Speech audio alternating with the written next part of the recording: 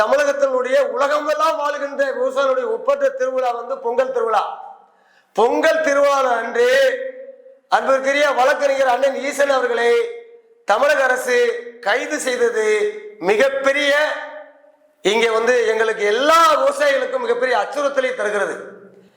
ஏன் 14/1/2026 அன்று பொங்கல் அன்று ஈசன் அவர்களை அவர் ஏன் வந்து அவரோட 9 விவசாயிகளையும் ஏன் கைது பண்ணணும்? அவர் என்ன இந்த நாட்டுக்கு வந்து கெட்ட விஷயம் பண்ணிக்கிருந்தாரா, அல்லது இந்த நாட்டினுடைய இயற்கை வளத்தை கொள்ளையடிச்சாரா, இல்ல இந்த நாட்டினுடைய இங்க இருக்கின்ற அரசியல் சாசனத்துக்கு எதிராக செயல்பட்டு இருக்காரா? கறிக்கொல்லி வளர்க்கின்ற ஒவ்வொரு விவசாயிகளுக்கும் அவருடைய குடும்பத்துல தொடர்ந்து நஷ்டத்தை செஞ்சுட்டு வர்றாங்க. அவங்களுடைய வாழ்வாதாரத்தை மீட்டெடுக்கிறதுக்காக, அவருடைய பொருளாதாரத்தை மீட்டெடுக்கிறதுக்காக, அவங்களுடைய பள்ளி குழந்தைகளை வளர்ப்பதற்காக, அவங்களுடைய பட்ட கஷ்டங்களை தீர்ப்பதற்காக 6 ரூபாய் 50 காசுக்கு விற்கிற கறிக்கோழிய 20 ரூபாய் கொடுக்கணும்னு சொல்லி 13 வருஷமா போராடுறாங்கயா.